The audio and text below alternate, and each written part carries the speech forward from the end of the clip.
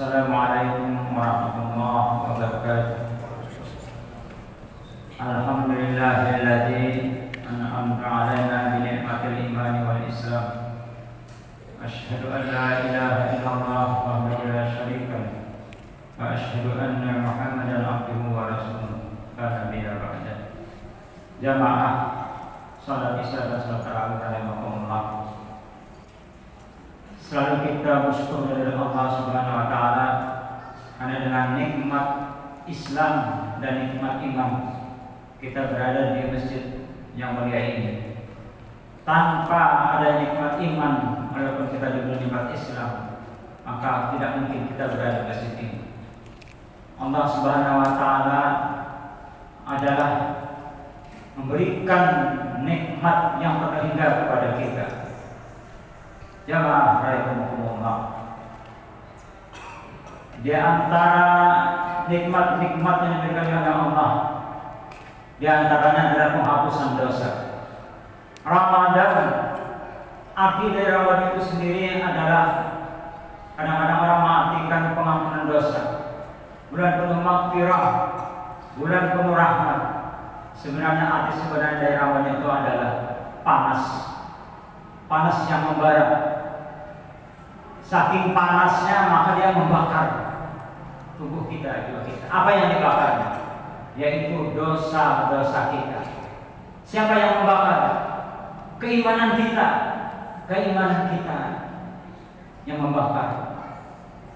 Rasulullah mengatakan, "Man shoma Ramadan imanan wa ihtisaban ghufira lahu ma taqaddama min dzambihi." Barang siapa berpuasa di bulan Ramadan dengan penuh keimanan dan pengharapan. Jadi dengan keimanan dan mengharap ampunan dari Allah, maka Allah akan mengampuni dosa-dosanya. Karena itu jamaah sekalian, bulan Ramadan ini sangat rugi orang-orang yang melalaikan ibadah di bulan Ramadan. Karena bulan Ramadan adalah bulan penuh dengan pengampunan dosa, penghapusan dosa. Rasulullah bersabda dari hadis dari Anas radhiyallahu anhu, ada 3 macam penghapus dosa. Pertama, kata Rasulullah, menyempurnakan wudu. Menyempurnakan wudu. Ini akan juga dikatakan oleh Allah dalam Al-Quran. Kata Allah, apabila kamu hendak mengerjakan sholat, maka basuhlah mukamu dan tanganmu sampai dengan siku. Artinya sampai siku itu kita melewati, jangan pas siku lewati aja. Dan sapulah kepalamu dan basuhlah kakimu sampai dengan kedua tanganmu. Tangan kiri membasuh kaki kanan dan tangan kanan membasuh kaki kiri. Jangan kaki kanan membasuh kaki kiri, tangan kanan menyapu, mengusap kaki kiri, tangan kiri mengusap kaki kanan. Dilebihkan. Kemudian yang berikutnya, tidak diterima sholat tanpa wudu. Dari Abu Hurairah radhiyallahu anhu, Rasulullah bersabda, tidaklah diterima sholat orang yang berhadas sehingga ia berwudu. Hadas ini Bapak sekalian adalah kentut atau buang angin yang berbunyi atau tidak berbunyi. Jadi harus berwudu lagi. Rasulullah bersabda, barang siapa yang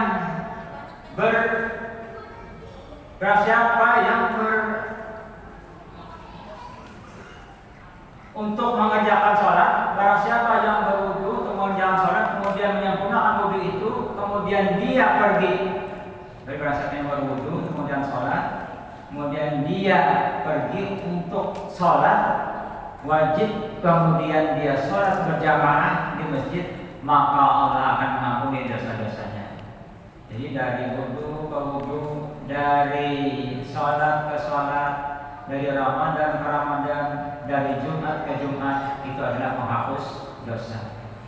Bagaimana Abu Hurairah radhiyallahu anhu berkata, Rasulullah bersabda, sesungguhnya umatku akan dipanggil pada hari kiamat nanti dalam keadaan putih berseri karena bekas air wudunya. Maka siapa yang mampu untuk memperpanjang putihnya, maka kerjakanlah. Jadi Jadi maksudnya ini memperpanjang ini dilebih-lebihkan. Kalau muha lebihkan sedikit, kepala sampai ke belakang tengkuk leher, siku dilebihkan lebih daripada siku, kaki dilebih-lebihkan, jangan sampai kurang. Jadi itu akan membuat cahayanya nantinya. Kemudian penghapus dosa yang kedua adalah menunggu datangnya waktu sholat. Menunggu datangnya waktu sholat. Jadi sangat rugi kalau kita sholat maghrib pada gawean di rumah, beli ke rumah, tunggu di masjid datang waktu sholat, baca Quran. Karena waktu yang sempit itu hanya maghrib dan isya. Zuhur dan asar masih panjang waktunya, kita bisa istirahat tidur.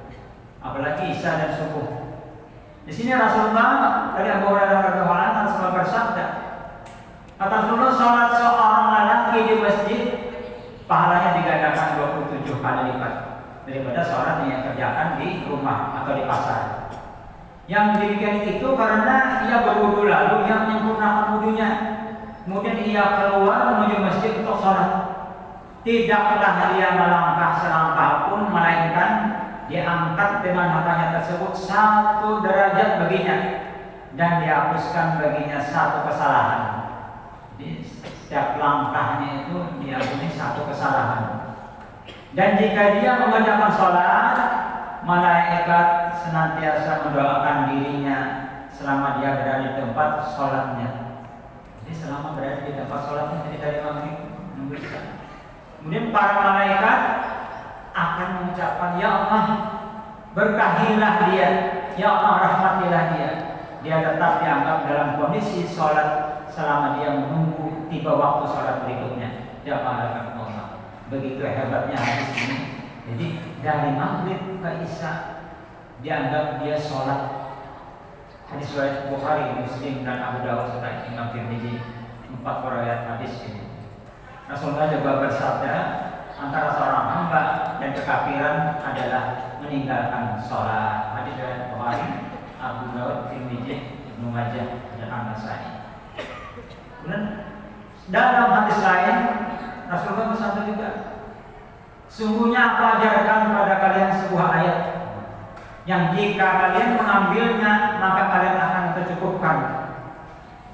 Kata Rasulullah, wa may yattaqillaha yaj'al lahu makhraja. Barang siapa yang bertakwa kepada Allah, maka ia akan menjadikan baginya solusi atau jalan. Hadis riwayat dari ini. Jadi kalau kita bertakwa kepada Allah, maka semua permasalahan kita di dunia ini akan teratasi, diberikan jalan oleh Allah. Jamaah rahimakumullah. Yang ketiga, pengampunan dosa yang ketiga adalah pergi berjalan kaki ke masjid. Tapi ini khusus untuk sholat Jumat. Hadis ini. Tapi dalam riwayat lain, setiap kita menuju sholat Jumat, apakah berjalan kaki atau naik kendaraan, itu berdasarkan jauhnya. Semakin jauh orang menempuh perjalanan ke masjid, semakin besar pahalanya. Dari Abayah bin Rifa'ah dan Abdurrahman bin Jabar, Rasulullah bersabda, barang siapa yang kedua telapak kakinya berdebu di jalan Allah, maka Allah mengharamkan dia atas api neraka. Nah, Bapak Ibu sekalian, kalau kita sholat Jumat berjalan kaki, kalau jaraknya cuma sekitar 500, 400, 200, 300 berjalan kaki, setiap langkah kaki yang berdebu diharamkan oleh Allah api neraka menyentuhnya. Rasulullah juga bersabda, siapa saja yang mandi, kemudian dia datang untuk sholat Jumat, kemudian dia sholat yang dia mampu, kemudian dia hingga berakhirnya khutbah, kemudian dia sholat bersama imam, maka diampuni baginya di antara Jumat ke Jumat yang lain dan dilebihkan 3 hari. Rasulullah juga bersabda, dan wudu ke wudu, dari sholat ke sholat, dari Jumat ke Jumat, dari Ramadan ke Ramadan adalah penghapus dosa, sepanjang tidak dosa besar tidak dikerjakan. Jamaah rahimakumullah. Yang kedua, ada 3 macam nabi yang meninggikan derajat seseorang. Jadi Allah akan meninggikan derajat seseorang. 1, orang yang memberi makan atau sedekah, termasuk kita membukakan puasa di bulan Ramadan. atau di luar Ramadan memberi orang sedekah atau memberi makan. Ya, derajat seorang itu ditinggikan oleh Allah. Dari Abu Hurairah radhiyallahu anhu, seorang laki-laki datang kepada Nabi dan berkata, "Wahai Rasulullah, sedekah apakah yang paling besar pahalanya?" Rasulullah bersabda, "Kamu bersedekah dan kamu dalam keadaan sehat dan pelit." Jadi oleh Rasulullah kita dalam keadaan sehat dan pelit. Sayang. Jadi dalam keadaan sehat dan pelit, jangan dalam keadaan sakit. Ini kebanyakannya Bapak Ibu sekalian, orang dalam keadaan sakit, sudah sakit hanya bersedekah supaya aku sehat. Sebenarnya bertentangan dengan hadis. Jadi pada saat kita sehat, kita bersedekah. Pada saat kita pelit, apakah dengan uang atau dengan barang yang kita sayangi, berikan. Kamu takut fakir dan rezeki tak kaya, namun jangan menunda sehingga nyawamu sampai di tenggorokan. Baru kamu berkata, ini untuk si fulan sekian. Padahal benda itu adalah si fulan. Harta kita itu adalah milik si fulan. Dari Aisyah radhiyallahu anha, sebagian istri Nabi berkata dan bertanya pada Rasulullah, "Wahai Rasulullah, siapakah pertama yang menyusul engkau ya Rasulullah?" Kata Aisyah. Nabi menjawab, "Orang yang paling panjang tangannya di antara kamu." Lalu para istri Nabi mengambil bambu untuk mengukur hasta mereka. Ternyata Saudah istri Nabi yang tangannya lebih panjang. Maksudnya di sini tangan panjang itu adalah sedekah. Ternyata istri Nabi Saudah itu yang paling banyak, paling sering bersedekah. Dan ternyata orang yang paling dahulu menyusul Nabi adalah istri Nabi Saudah, karena ia lebih senang bersedekah.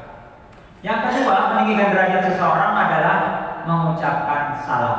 Nah, ini Bapak Ibu sekalian, kadang-kadang kita meremehkan salam ini. Hak seorang muslim atas muslim lainnya adalah mengucapkan salam. Hadis dari Ammar berkata, ada 3 perkara yang apabila dapat mengumpulkannya pada dirinya, maka ia telah mengumpulkan keimanan secara sempurna, yaitu memperlakukan orang lain dengan baik sebagaimana engkau suka diperlakukan dengan baik oleh orang lain. Yang kedua, memberi salam kepada setiap orang. Dan ketiga, mengeluarkan infak atau sedekah meskipun jumlahnya sedikit sekali. Hadis riwayat Bukhari. Nah, Bapak Ibu sekalian, jadi ada 3 macam. Termasuk tadi memberi salam, memperlakukan orang dengan baik, artinya menghargai orang. Apapun bentuk orang itu, apakah dia kaya atau miskin, apakah dia tua, muda, sedang, kita perlakukan dengan baik. Kemudian yang terakhir, yaitu yang meninggikan derajat seseorang adalah sholat malam. Jadi sholat malam ketika orang terlelap tidur. Jadi sholat yang lebih utama daripada sholat-sholat sunnah adalah sholat malam. Jadi Allah malu, dalam hadis soalnya dikatakan Allah itu malu ketika hambanya mengangkat tangan di tengah malam. Malu tidak mengabulkan doa hambanya yang mengangkat tangan di tengah malam. Jadi yakin dia Bapak Ibu sekalian, bila kita sholat malam di tengah malam pasti dikabulkan oleh Allah. Kalau Bapak Ibu merasa tidak dikabulkan, ada 3 hal doa itu dikabulkan. Pertama, langsung dikabulkan oleh Allah. Apakah sehari, 2 hari, seminggu, sebulan, setahun. Yang kedua, doa.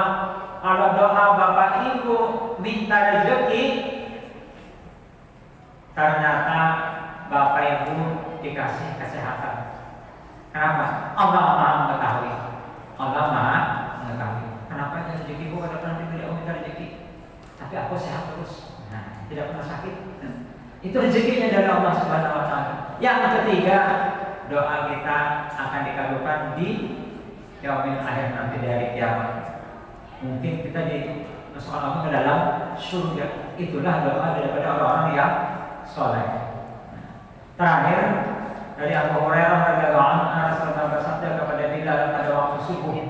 Kata Rasulullah, "Hai Bilal, coba ceritakan kepadaku amal apa yang paling kamu sukai dalam Islam. Karena aku mendengar bunyi trompak di hadapanku di surga." Trompakmu, trompak Bilal, Rasulullah mendengar di surga. Bilal berkata, kata Bilal, "Tidak ada amal yang paling kusukai ya Rasulullah."